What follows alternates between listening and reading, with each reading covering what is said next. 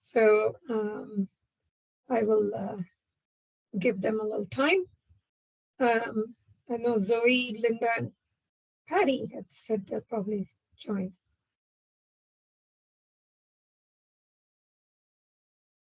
So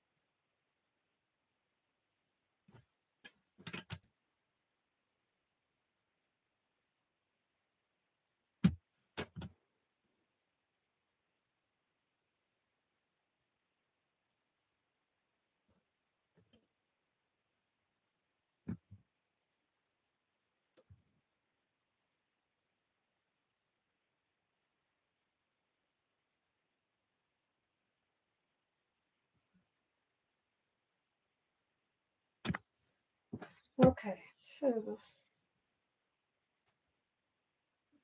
I see Linda. Okay, cool.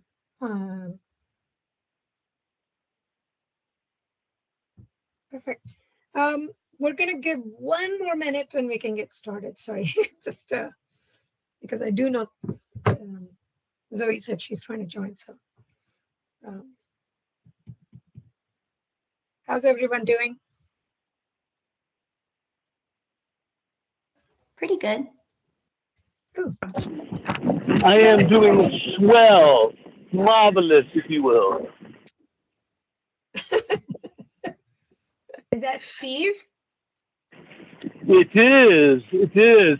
I don't know why, but I can't get on these meetings from my phone, so I didn't have time to forward it to my personal phone.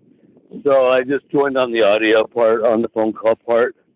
But 'tis I, 'tis I. Hey, Thank Steve. you, Hello, hello. Glad you could join. Really appreciate it. Absolutely. Yeah. You know what? I think we have, quite a few people. I'm sure there might be one or two people trickling in, but why don't we get started? I want to start off with thanking Rebecca and Kim for joining the call today on short notice. I really appreciate it. But they recently pulled off, I think Carly's here too. Carly, shout out to you. They pulled off low waste based on the KTMB and City of Reno guided low waste guide. They pulled off a pilot project at the latest Earth Day event in Reno. And I unfortunately wasn't around to participate and help with it, but I'm just so thankful for the team that pulled it off. And I'm just going to hand it to, I don't know, who won? Rebecca, Kim? Kim, do you want to start? Maybe from the lowest guide? Sure, yeah. So I think this group has looked at the guide already. I know I've gotten initially some great feedback before we even released and piloted the guide from this group. And so thank you again for taking the time to read through it while it was still in the development phase. And yeah, so we were really excited and grateful to have partnered with the Great American Craft Fair, who took on last minute Reno Earth Day. And this was a great partnership because the lead organizer, Brighton Dennison, is super into sustainability and knew from the get-go that he wanted this Earth Day event to be as eco-friendly as possible. So that made a lot of the work that we proposed possible because of his enthusiasm. So he was definitely a low-hanging fruit. And yeah, so he agreed to pilot the guide, which pretty much meant use that as the foundation for organizing the event in a low waste manner. And he read through everything and implemented as much as he could. And ultimately, what came out of it was also a great partnership with Rebecca, because she was able to step in and help fill in some gaps, especially around volunteering and getting the manpower needed to support these efforts. And so I'll let her talk a little bit about that since she took on the role. But ultimately, through his practices, there were some learning points that he took, as well as some good feedback that he gave back to us to consider and make and consider and use that as a way to refine the guide. So that is ultimately what I'm going to be focusing on, is trying to continue to find events to pilot this guide and just continue to make adjustments to it so that it is as resourceful as it can be. And that's only possible if we have organizers who are willing to put in that work and pilot it. But I will say, while there were some challenges and all of that, the event was virtually litter free. And that was one of the biggest things, the biggest accomplishments on my end, because typically a lot of these community events tend to be really littered. And because of all of the efforts that went into minimizing waste and also helping to capture and divert waste from the landfill, that wasn't the case. And so there was a lot of great feedback, even from event attendees who have been to Earth Days events like this in the past and have seen the difference in litter. Yeah, and then we were able to also gather data that's really important to help orient our efforts and to also show how effective some of these strategies can be in implementing. And that data was also captured by Rebecca and her efforts with monitoring the waste stations and things like that. And also like doing like a mini waste audit to kind of see what the main sources of wastes are. And yeah, so I guess like, yeah, I can, Rebecca, do you want to chime in and kind of elaborate on your part of the work there? Yeah, definitely. So I think that a lot of you were on the about every 3-week calls that we had leading up to the event. And so we ended up having a really robust set of volunteers. And one thing that we learned is that most event organizers, especially for-profit event organizers, run a really limited staff. And so at the beginning of all this, Brighton was like, well, I have myself and one other person, and that's mainly how we get things done. And so we brought in around 70 volunteers, and we had waste stations throughout the park where they were being monitored. There was someone standing there or 2 people standing there helping people to understand where their garbage went, where their compostable just food waste went, and then where recyclables went, and to help them make sure that they were putting them into the appropriate receptacles. And that really is, in my experience with putting on events, that is one of the largest portions. I guess it would be that. And then also, as Kim has put into the Low Waste Guide and what we implemented at our event at Truckee Meadows Earth Day many years ago, is vendors not being able to bring and give away throwaway items, whether that's, squishy balls or flyers or whatever that may look like. So we saw none of that in our waste when we went through our waste audit. And so it was really successful having lots of volunteers, having them manage multiple waste stations.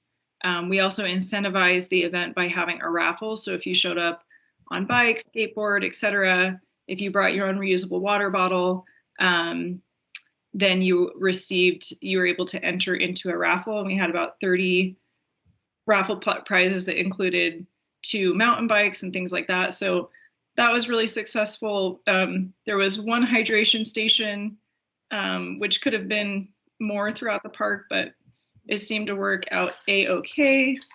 And trying to look here. Sorry, I don't know how to share screens on Teams, and I think that my Teams might be outdated, so I apologize that I can't share this, but Lakshmi has it in the event. You want me to share that? I can do that. Sure. I have it ready. Yeah. Okay.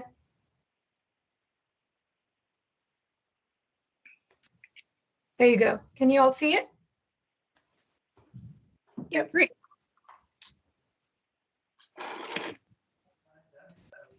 Oh, interesting. There's some updates I made that aren't showing, but that's okay. We can talk through this. I can just, let's see if I can refresh this.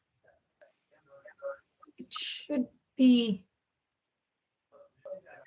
is that probably in the bottom section or?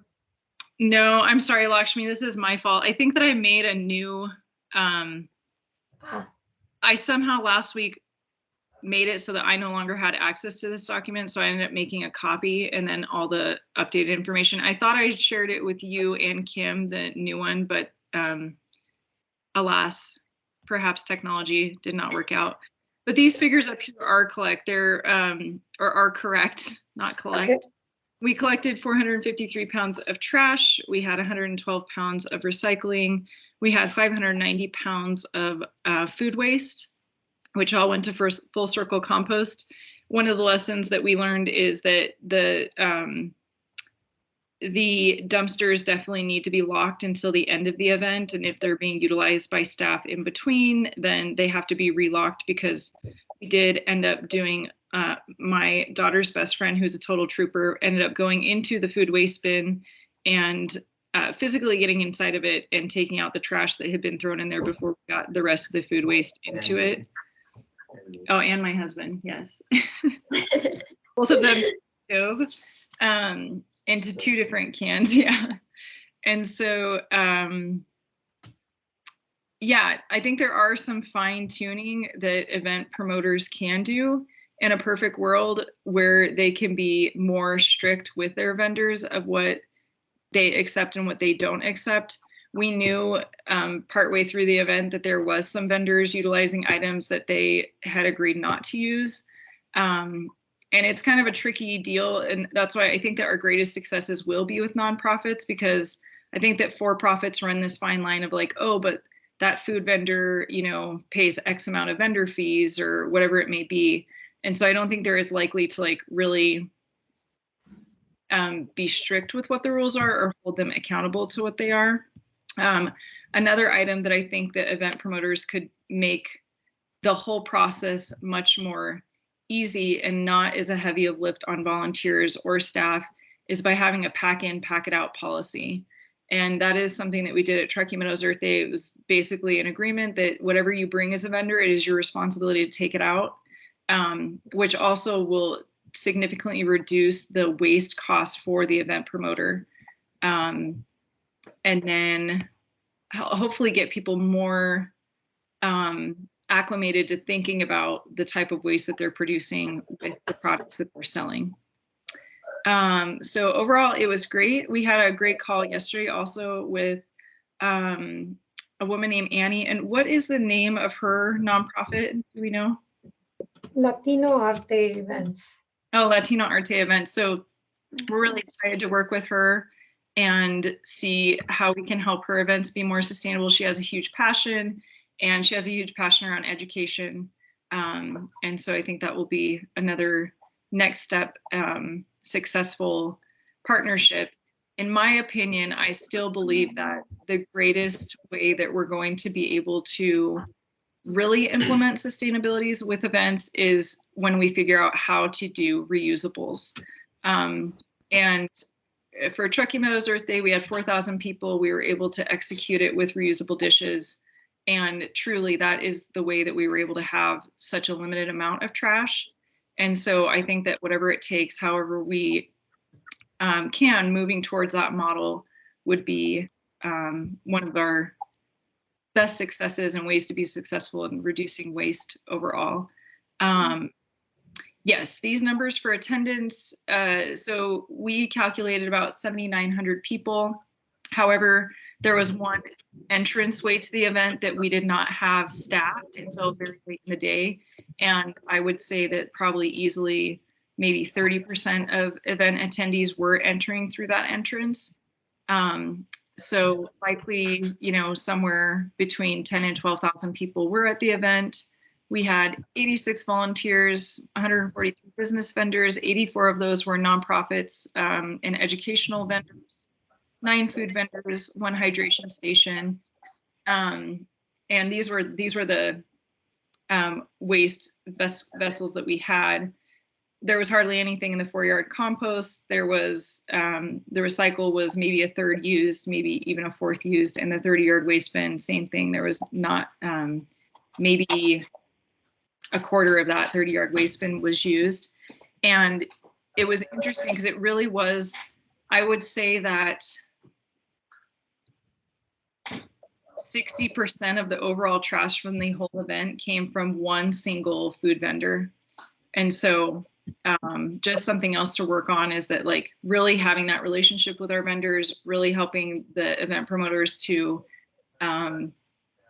be very firm with, like, hey, this is what we do accept, this is what we do not accept. It could be something that would make it very successful. Good.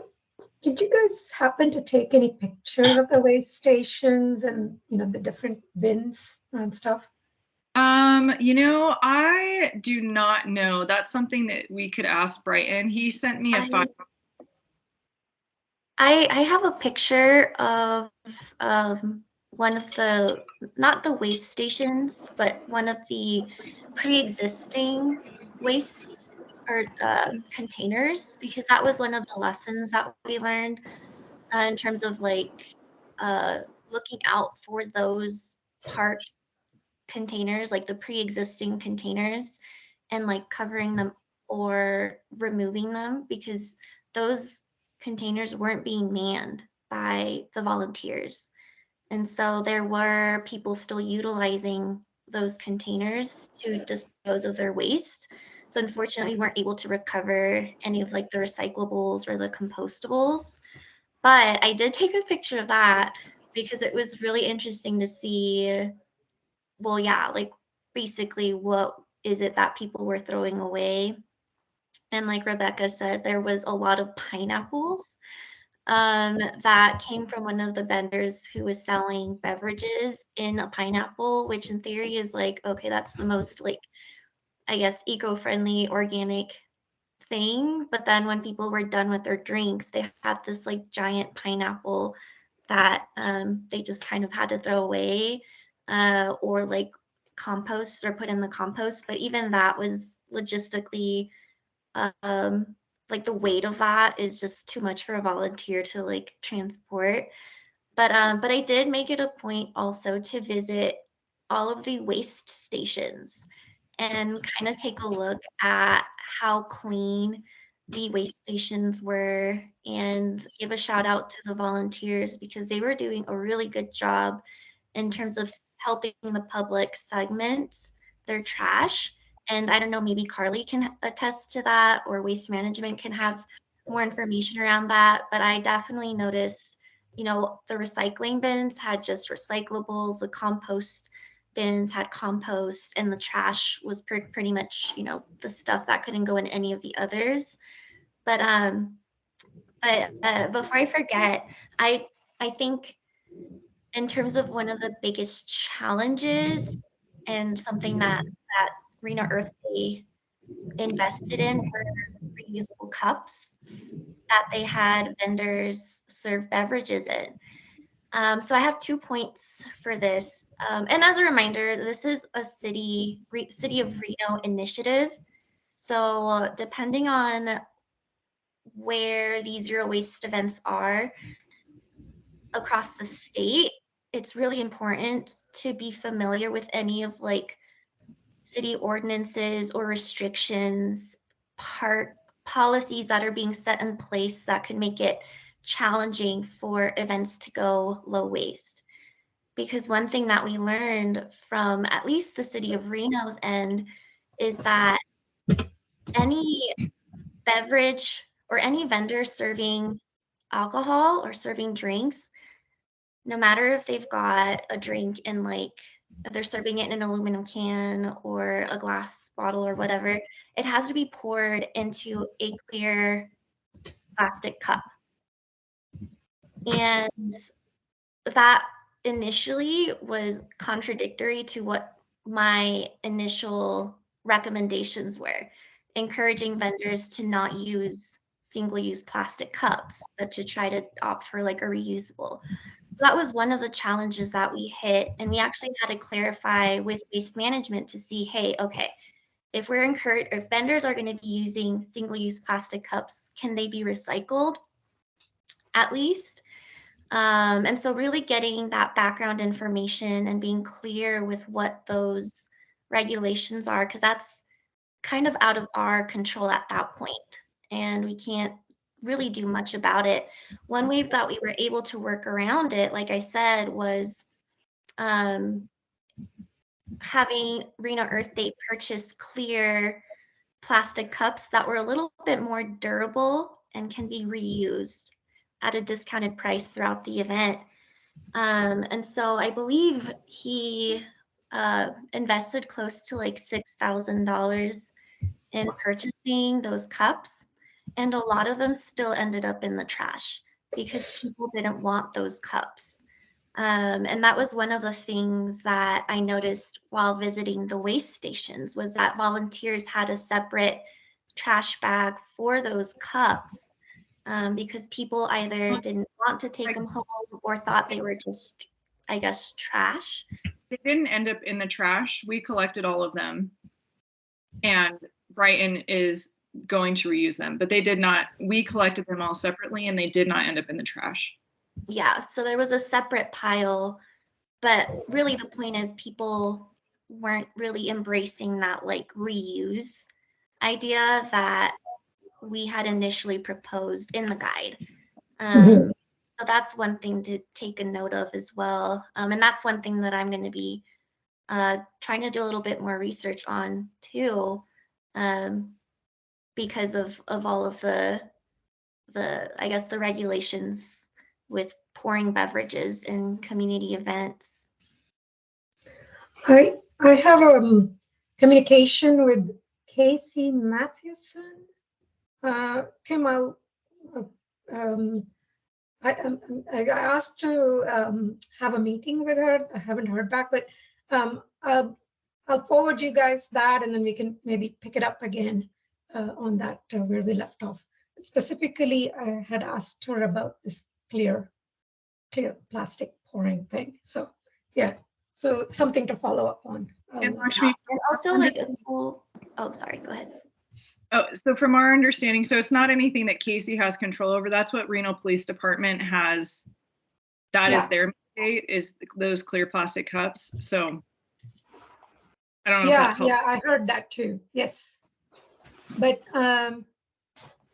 yeah, this is something that maybe we'll take it offline. But Linda has shown from our team, Reusable Arena has shown some interest in looking at policies that might be kind of,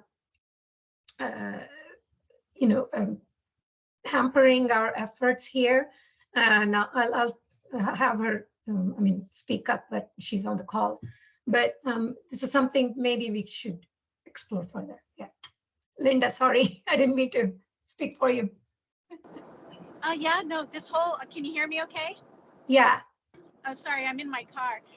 Yeah, the whole ordinance policy subject matter that Kim just brought up seems to have a need to be addressed. Like, find out what are these, what exists that is hampering progress in reducing waste, and then learning who are the people that we need to contact, and what is the process in addressing to try and update to change these policies or ordinances or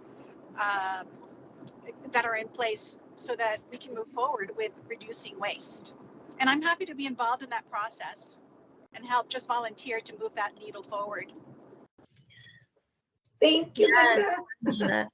And if I could give also a shout out to Carly and her team, because they've been such great partners in all of this. I've had a lot of questions about waste management services and in terms of like education and stuff like that that I've included in the guide. So thanks again, Carly, for being so accessible as well, and the rest of your team, Phoebe, too.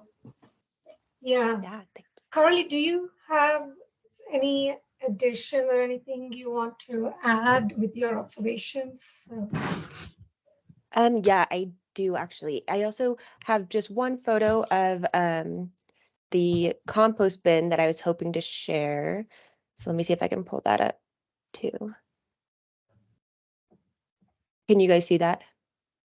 Yep, pineapples. Yeah, so there's a lot of pineapples. So just for me, I think just a little overview is I do recycling education, and I don't know a lot about the operations teams behind waste management. And since I've started working here, I've only worked from home, so I don't really have access to that a lot. But so what I learned is that uh, event organizers, I really suggest that they call in as soon as possible to order their trash carts, their compost, their recycling bins, and let them know it's an event, because then we can get those things delivered and picked up on the same day, which I think is very important. So we got these delivered on Friday, I believe. And I went down and checked to see if they had locks on them and stuff like that. And the food waste bin did not have a lock on it, already had things in the food waste bin. So had to run to CVS, get a lock, come back, pull out all the trash that was in the food waste bin, and then lock it with like a lock that I had just bought. So I think it would be so much better if we could get those dropped off day of and then picked up at the end of the event. I think another thing I noticed was the volunteers. When I talked to some of the volunteers, they were teenagers, and that's great, because it's great for them to get involved in communities like this. But some of them came with a friend and didn't want to leave that friend. So trying to talk with them and trying to figure out a way to like keep them where they feel comfortable, and not like, I don't know, make them do something where they're not going to say anything to people Mhm. because they feel uncomfortable by themselves doing so. Mhm. But yeah, and the other thing I wanted to mention was I think at the last Earth Day event, we had way, way, way more trash and recycling than this. So that's why we recommended a 30-yard dumpster and a 20-yard recycling bin. And it's like, I looked at both those and I was like, they were not used very much. Like that was awesome. So yeah, that's my Yes. share. Thank you. Carly, I did also want to ask, so one of the foreseeable challenges that I have, especially for like nonprofits, well, really anyone who's putting on an event, whether it's a for-profit or nonprofit, are those standalone waste receptacles. And so lucky for Brighton, he was like, hey, he was already intending on purchasing some of those like recycling and trash and organic composting to include in his low waste stations. Um, but obviously, like you guys had a really quick partnership, and I didn't actually know that Waste Management had those like cardboard boxes.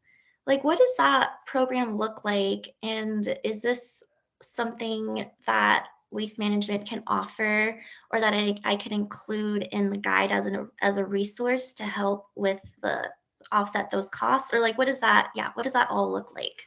Sure. So it's kind of weird. Our waste management gear store, sometimes they have those, sometimes they don't. So it does depend on when you ask. But what I can say is if the event is put on by a nonprofit, and you reach out to WM and ask for them, we will donate those. Whoa, okay, because that is a huge game changer. Because so far, from what I've been hearing from the feedback that I've been getting, is that's kind of a deterrent to not doing it because of the additional costs that it would entail in purchasing those waste stations. And so what is like the form of contact there? Do they just reach out to the community service center line? And then are there any resources available in Spanish in that sense as well? Oh, for the bins itself, I'm not Like sure. I can look at it. or like Um, community service representatives that talk in Spanish? No, not in the Reno area, which is a big bummer. I mean, we have them through the phone through our like Phoenix Center, and to get those bins, you could call customer service and ask that for like a donation to that's for the Northern Nevada area, or just contact Kendra or me if they have that information to get those donated. Okay, so what would that be because I'm trying to build that resource list to include in the guide. So would you feel comfortable having your guys' contact information listed there for nonprofits and like with the note that, for really for anyone, but then you guys can kind of explain what the situation is for like a for-profit or nonprofit that reaches out? Or how do you kind of, yeah, like what would be the best way to get a hold of you all? Right. So I was kind of thinking, like, I would feel comfortable with my email being on there.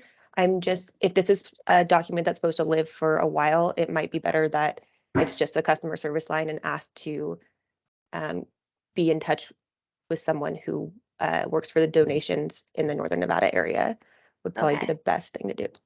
gotcha. Yeah, But this if is you, probably gonna take a while. yeah, but if you are, just doing that around this, like in the next couple of years, you can just reach out to me and I can help out with it. Nice.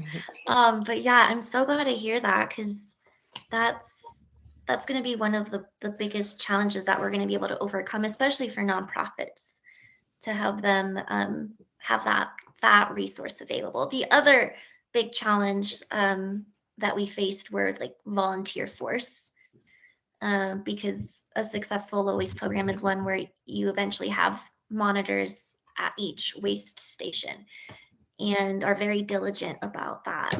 Um, and so that was one of the other things that we were lucky enough, especially through Rebecca's connections, to get a lot of volunteers. But through my experience as well, it's so hard to get that level. And if we're talking about community wide, I mean, I'm just thinking City of Reno events. There's a lot that goes on. That's something else that you know in terms of strategies, it's something that has to be met. And really my last big takeaway was the capacity for a lot of these events, because that we're starting something new in our region and even in the state. And so historically events they're not organizing it in a way that will be sustainable in that sense and in the way that they're going to be reducing their waste. So a lot of these events are going to be starting from scratch. And we were lucky with Earth Day because they were inherently like, it's an easy sell for an Earth Day to motivate people to participate and vendors to participate. But the challenge is going to be with other events who aren't historically in that role, and they're going to be facing a lot of challenges. And so one thing that I learned from Reno Earth Day was they definitely needed someone to spearhead volunteer coordination and like their low waste efforts. It's not something the main event coordinator is able to take on their own. And so one thing that I'll be looking into making adjustment is like, depending on how big your event is, sometimes that'll even mean maybe 2 or 3 hiring on, or getting those volunteers to really commit to that leadership role to spearhead that type of effort, which is going to take a lot of work, but it's definitely needed. Mhm. Yeah, I don't know if it showed up on that document or not, but I would say there was about 95 hours that I put towards the event, and that is definitely something that we all should consider, is that we really need to figure out how to train people to do the things that we do, because it's definitely not something that I can do in a volunteer capacity. And as well as, you know, those 89 volunteers, my volunteers were like the waste management volunteers and the raffle volunteers, but when it came to the day of, there was really no one to manage any of the other volunteers. So then I was managing all of those volunteers, which was not something that I expected. So really finding folks within the community who are able to be to take on leadership roles within events is going to be crucial to successful low waste events. Definitely. Rebecca, I do love your LESS acronym, the Squad for Sustainability. I wonder if we can leverage that somehow to create this sort of a, you know, a volunteer squad as well. So, yeah. Yeah, definitely. However you want to use it. Anyone's. Yeah, I mean, I'm sure that, yeah. Perhaps we could also, you know, request for some kind of a, you know, people to step up from, I don't know, through KTMB's, the cleanup group, because, you know, we're basically trying to prevent that, the trash from proliferating in the first place. And there is also a couple of other non-profits in Reno, Washoe County area that also do cleanup, right? So perhaps we could reach out to them as well to kind of I think spread the first, word. in my experience, volunteer burnout is a very real thing. And so I don't think that we have to like overextend people, but what I do think we can do is advertise. And for instance, I mean, UNR has an environmental club. There's all sorts of degrees, kids who are going to college here who are very passionate about exactly what we're doing. And I think that that young energy is really important. And then that matched with some tenured adults, or, you know, people who have more experience, yeah, who can take on managerial roles would really make a huge difference. And not just depending on like UNR students, but if we communicated with every high school. For example, my son's going to Worcester's baccalaureate program next year, and those kids actually have more community service hours that they have to do than most juniors and seniors. So every junior and senior in Washoe County School District has a certain amount of volunteer hours that they have to complete.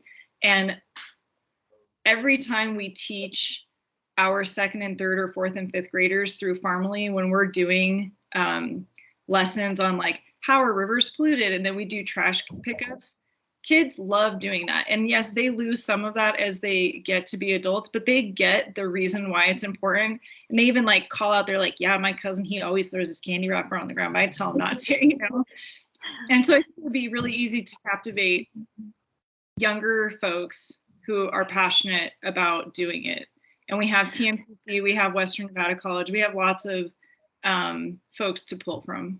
Yeah. Oh my gosh, that you hit the nail there. And that just also brought up another thought that I had, that actually I asked Latino Art and Culture yesterday, Annie, how long she typically takes to coordinate her events. And I'm hearing like, you know, for her events in particular, she organizes a few festivals that are pretty well attended.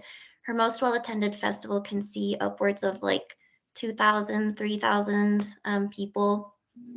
And she says that she starts planning for them about 2 to 3 months in advance. That is not enough time to plan a zero waste event if you're starting from scratch.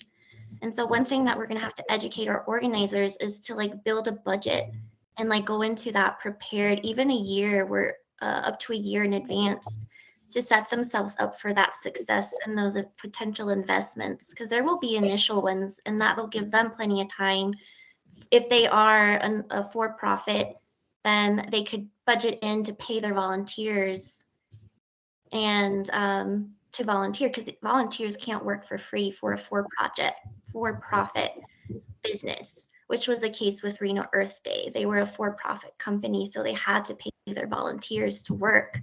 And then for a not for profit, obviously a nonprofit organization, they can rely on donations and sponsorships, but then that'll give them the appropriate time to seek out those resources as well.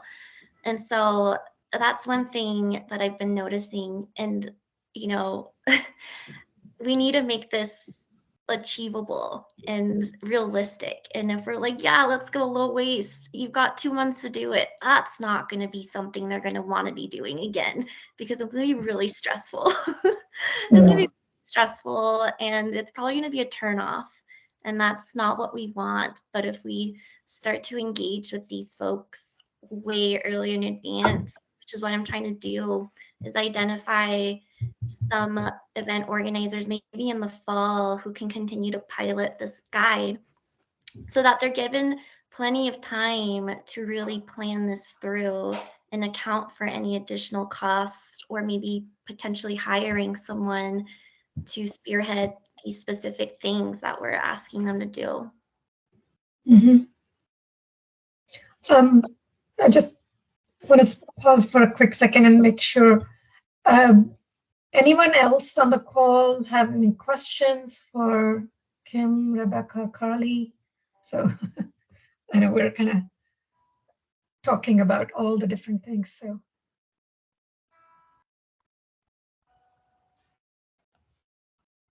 yeah, if I may, you may have covered this. I'm sorry if I missed it. But a lot of the vendors at the Earth Day event provided compostable single-use foodware.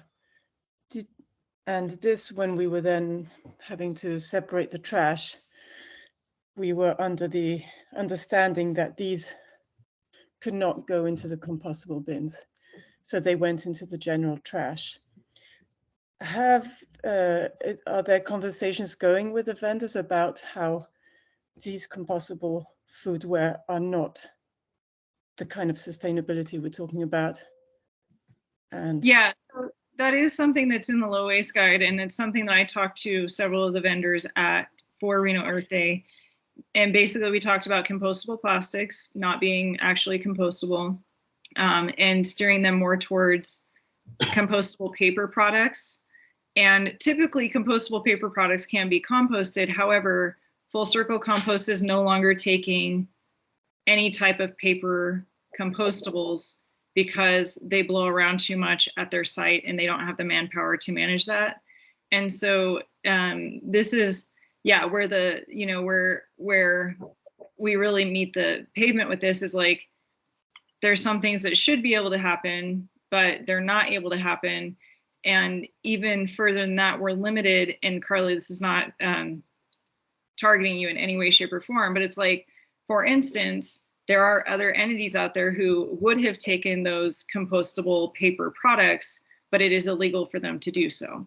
And so, you know, we're definitely trying to operate within the constructs that we have currently, very similar to what we're trying to do with washing dishes at events. It's like, it's pretty restrictive, you know, it's like it take a lot of infrastructure to make it happen. Will it be worth it? We'll see. But yeah, in an ideal world, everyone would show up with their own dishes. They would eat off of them. They would take them home and wash them themselves.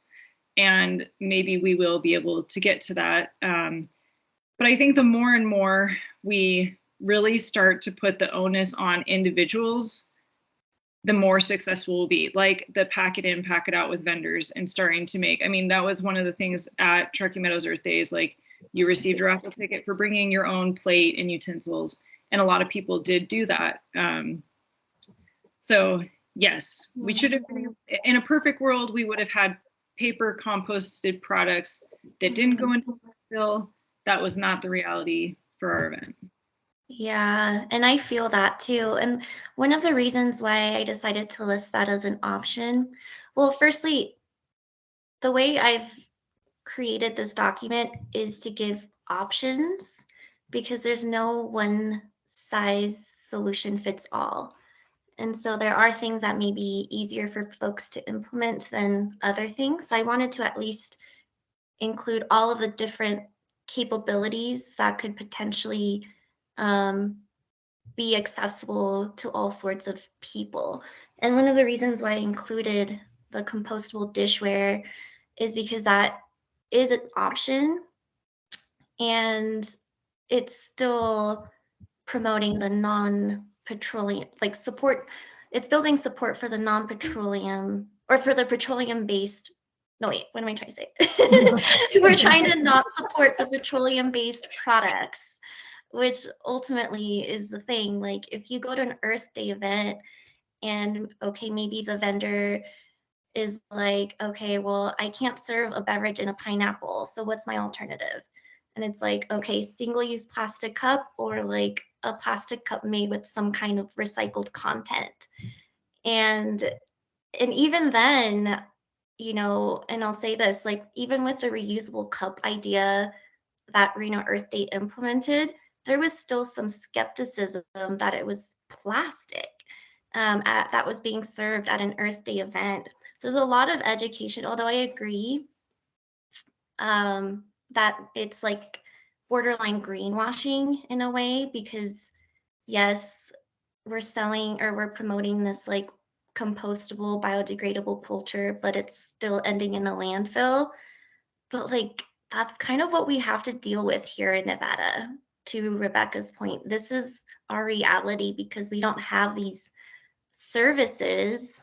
We don't have the infrastructure, and that's kind of where policy comes into play, and regulations and like system developments to help us get there. But in the meantime, we don't want to be putting more single-use plastics out. So while we start to build that system with reusables, well, what's an alternative? And so that's why I kept it. But if you have any feedback in terms of how, you know, we can relay the messaging better so that we're not greenwashing or spreading more education or alternatives. So like we're still in the development phase. So this is kind of the time to speak up because I'm going to be making these adjustments before we release the final guide next year. Yeah. No. Point well taken, Kim and Rebecca. Yeah, step by step, little by little, I guess. Yeah. Anyone else?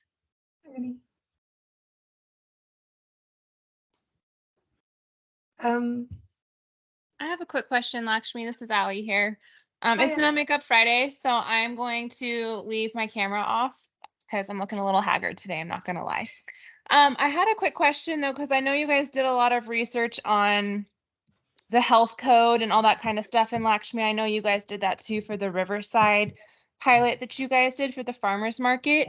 Was there any, though, talk about or ideas running around either having people donate, establishments donate plates, stuff like that, probably just plates, and then the vendors can use those plates, but people are charged an extra $2 or $3 for the plate when they buy their food, and then they bring it back when they're done and they get their deposit back, and then that plate just goes in a bin that gets, I know we're having a lot of hiccups or obstacles with washing the plates afterwards, but before we even hit that obstacle, would that be an option if we could find a way to do that for next year and have people then, you know, just bring it back and essentially get your deposit back? And maybe that's just too difficult with that many people. at that kind of event. And that's just, maybe we're a little over our head, or maybe that's something that we can think about for a smaller pilot in the future. Or anyway, just a random thought. And just to say that I tabled at Earth Day. It was fantastic.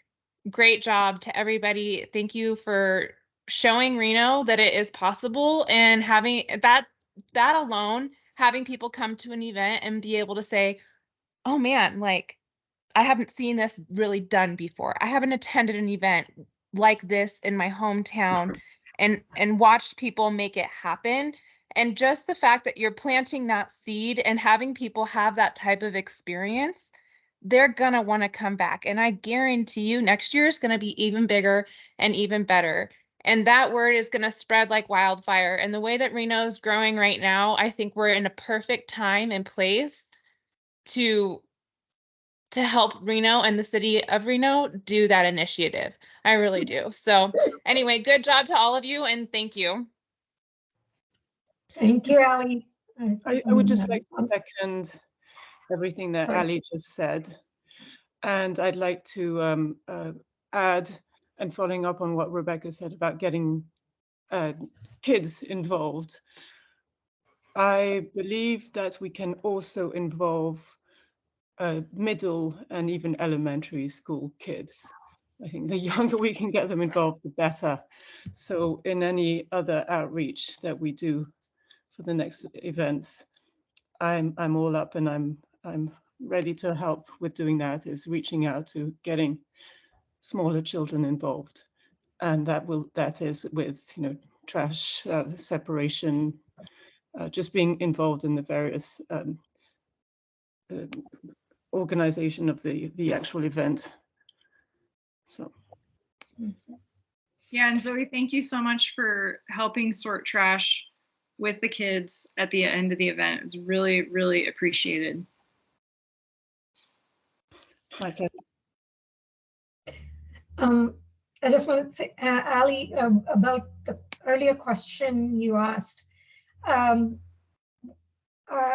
Casey, who is not here, she wasn't, for Riverside Farmers Market, there is, we are talking about it, and she is, you probably, I don't know, have seen her emails about, she's collecting reusable bags, and she's also coffee mugs. Although we haven't chatted a lot about if you're going to charge or anything like that, and how specifically she will use those things. We plan to meet again after her couple of Mother's Day events are done, because she's like super busy right now, to kind of talk more about how we can make her Riverside, the events, farmers market events, more reusable, friendly through the summer. It's still in early stages of kind of trying to figure it out. And then the coffee shop owner, if you guys go to the farmers market here, Victoria, she is actually collecting a bunch of coffee. She got a discount from plastic-free restaurants to purchase coffee cups that she will be using to basically charge people a certain amount ahead of time to, and then they bring it back, basically. So she's working out, again, this is all in early stages. She's working out, also reached out to Patagonia to see if she can take it over there for dishwashing and all that. So I can't say too much about all this yet, but it's in the works. The ideas are there. Yeah. Thanks for that. Great. That's good to hear. Keep me posted, and yeah, maybe we could even do it on a small scale just for one vendor next year or something, you know what I mean, and see how that goes, or two vendors that are serving, that don't have the pineapple, or, and maybe the pineapple wasn't the best. Like when Carly just showed that picture, at first I was like, why are there pine cones in the trash? And I was like, oh my God, those are pineapples. But I mean, knowing that at least they all went to full circle, right? They all went to full circle for the most part. At least, at least that happened. But yeah, if we could do that on a smaller scale, or if that was possible, that would be really cool. But so I'd be interested to see how Casey's ideas pan out. But yeah, good to know. Thank you. Yeah, one last thing about that is, as Kim mentioned, we were talking with Annie from Latino Arte, and I've kind of planted a seed in doing a reusable event with her in early August that for a event she's organizing. So that's another possibility coming up. So, great. Yeah. If there are no other questions, we're almost on time. But basically, I want to really thank all of you guys who were involved with this, Zoe, Carly, Kim, Rebecca. I mean, this is fantastic, progress, and it's just amazing. And thank you so much for taking this on. It's, and hopefully we'll get to do more events like this. So. Yeah, thank you. And yeah, this is a good direction. Like I mentioned, the Truckee Meadows Earth Day was in 2019. So almost 5 years now. And now we're starting to see this being implemented, or at least trying to be. It's on the radar. So that is just a success in its own. So it's really cool to see all of the motivation for making this happen. I just want to say one quick thing from Suzanne, who wasn't able to join. She wanted to clarify that the low waste guide was piloted, is a city effort guide to work with KTMB. And the effort was funded by them. So just passing on that message for the city of Reno, and saying a thank you for them as well. Just one last thing, Kim, we would love to, get that the final stats from the guide from Rebecca. I'll reach out to her. I think she had to leave early, and and I wanted to thank her for getting the volunteers. It was a tremendous effort. And one final note: we would love to, as part of the PSN, get your low waste guide that you put so much effort into. We would like to see if we can work with you to see how we can expand it out to more of a statewide effort a little bit. So I know that's actually, I'm so glad you brought that up, because since this is just a city-wide effort, if an event is held in a county park, it's kind of not within the city of Reno's jurisdiction. So there has to be a unified approach across counties, across municipalities, and eventually the state to actually really make this work out. Otherwise, there's just loopholes. Exactly. So yeah, okay. Happy to work with y'all. Anyway, great. Thank you for attending, and thank you all for presenting this and all the work. That's good. And any questions or anything, send it to me, and then take it from there. I was just gonna say hi to Brianna and the whole team. I know I'm new here, and Steve kind of put me in, and I'm I used to do a lot of sustainability events in Hawaii. I'm new to Vegas. I'm with Fashion Show. I was just gonna drop in the chat. I don't know if it's helpful because I'm still kind of learning, the initiatives and whatnot. But Kukua Hawaii Foundation does a lot with their events and programs, and if that's helpful, I don't know if you guys are familiar with their cup program and all that. I don't know if that's helpful, but I was just gonna drop it in the chat if it was. And drop it in the chat. I'd love to read it. I just vacationed in Hawaii for the first time a couple weeks ago, and when we got to the airport, I told my husband, I was like, I wonder how their trash situation is here. And then when we got to our room and we went to the ABC store, and right there on the front page was like Kauai landfill, out of space, like what to do next. And so I would be interested to hear about all of that kind of stuff, as I'm just finishing up some landfill training as well. So I would be super interested to read that. Thank you, Lily. Yeah, Oh, I would thank love you. to. Thank you guys. I know, sorry, I know you guys are so much in the sustainability space, and I just love like absorbing what you guys are doing and stuff. And seeing how, now I'm not on the nonprofit side, I'm on the corporate side, but how I can, mesh the two worlds. So yeah, and I just wanted to bring up too, like I was on Surfrider Foundation. They started like a small compost program because you like policy and regulations. Yeah, it's not it's hard to do. So they kind of did this little compost program, like kind of out of the way of city and county, but now city and county's looking at it like, oh, that's a good idea. So I'll share that too. I don't know if that's helpful, but because I feel like we have an opportunity to do more composting here, hotels and stuff. And that maybe it's different. You guys, how many of you guys are in Reno? A lot of us. All of us. Okay, a lot of you guys. Yeah, And I thought. think. Well, no, there is a few from Southern Nevada. Okay. Steve is one. And Brianna, yeah. Awesome. Yeah. Awesome. Sorry, Well, it's good to have some representation from Southern Nevada, so definitely don't leave us. Yes, and I don't know how much I could offer on like the nonprofit side. I definitely, but if there's any opportunity, I kind of like to listen in so I could be like, hey, there's this opportunity, fashion show and all these corporate sponsors too. So just wanted to, if you were like, who's Lily and why is she here?